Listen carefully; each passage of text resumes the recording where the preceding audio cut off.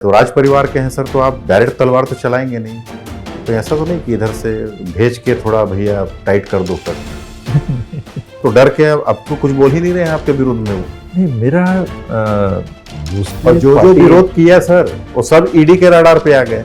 क्योंकि सबसे अमीर प्रत्याशी आप हैं। धीरे धीरे अब 2024 में जो है कि ऐसा मत हो कि वो सर्वदलीय छापा पड़ना शुरू हो जाए ईडी का, ऐसी आशंका लोग जताते हैं कि जो भी भ्रष्टाचार करेगा उसको इफेक्ट होगा। इसमें दल का तो कोई सवाल ही नहीं होना चाहिए। दल के सवाल का तो इसमें बात ही नहीं आनी चाहिए। जो गलत कर रहा है उस पर करो। नीचा दिखाने की कोशिश, भूपेश को खुश करने की कोशिश कीजिए। मुझे लगता है कि इस आचरण में, और ऐसे और भी चीज़ उन्होंने कहे। उन्होंने तो मीडिया में बोला था कि टीएस सिंहदेव के खिलाफ कुछ शिकायत हुई है, मैं जांच करूंगा और कार्रवाई करूंगा। छत्तीसगढ़ में भूपेश सरकार में हुए व्यापक स्तर पर भ्रष्टाचार परत दर परत खुलते जा रहे हैं।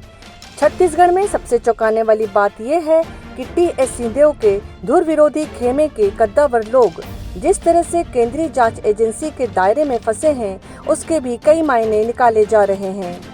पहल ने समय समय पर तत्कालीन भूपेश सरकार के जिम्मेदारों के कारनामों के खुलासे तो किए ही, साथ ही ये पाया कि नियम कानून की धज्जियां उड़ाकर काम करने में भूपेश सरकार के समय कुछ बड़े अधिकारी भी लिप्त रहे, जिसमें आईएएस अधिकारी समेत राज्य प्रशासन सेवा के अधिकारी भी शामिल हैं।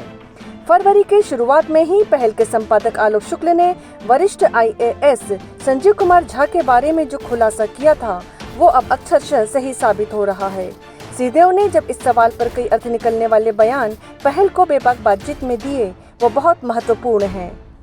क्या वो कर रहे हैं, क्यों वो कर रहे हैं, वो जाने। मैं जिस दिन मेरे को ये करना होगा तो मैं ये करके वहां क्यों रहूंगा। छत्तीसगढ़ में बंगाली जमीन यानी पुनर्वास बट्टा का जो खेल है वो धड़ल्ले से जारी रहा है। ऐसा नहीं है कि ये मात्र कांग्रेस सरकार में ही हुआ।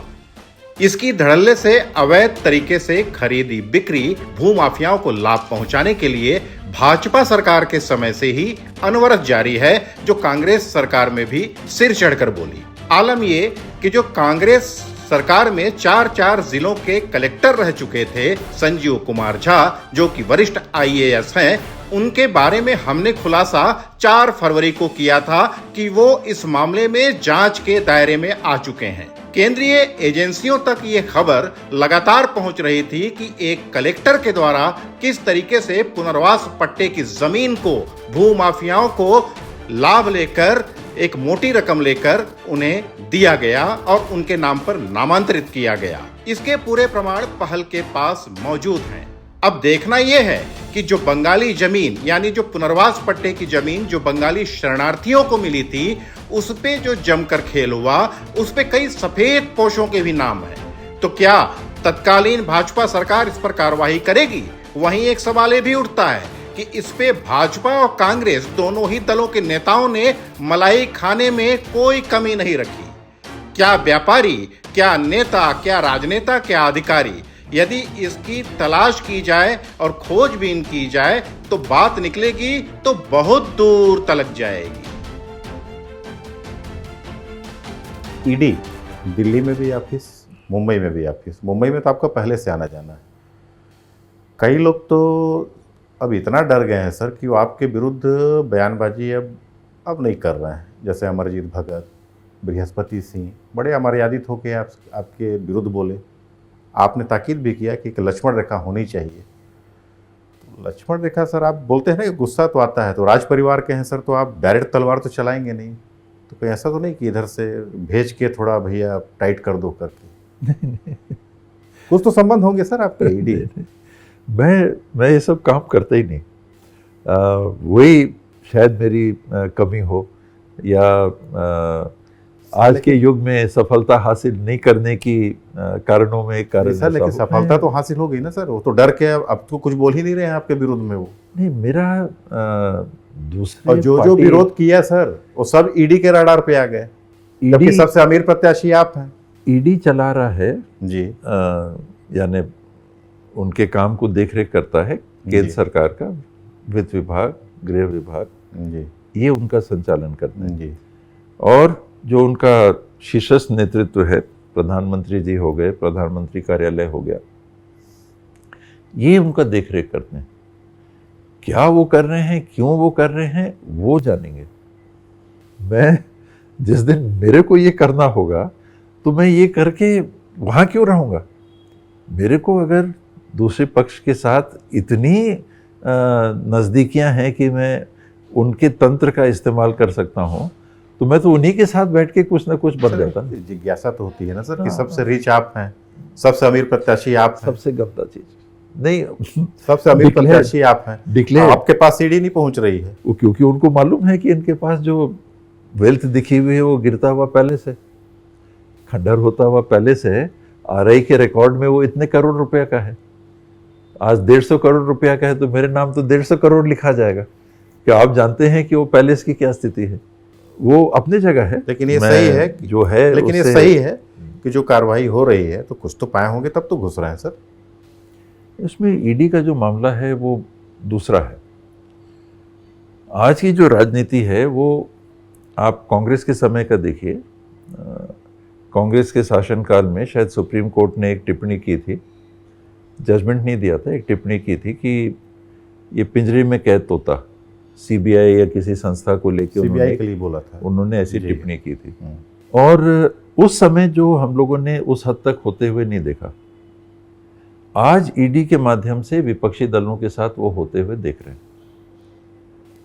शुद्ध सीधे तरीके से ये जो संस्थाएं हैं इनका उपयोग, राजनीतिक दुरुपयोग हो रहा है, खुले तौर पे हो रहा है। कोई माने या ना माने, हर आदमी देख रहा है कि 95% केसेस अगर राजनीतिक दलों के हैं तो वो विपक्ष के हैं।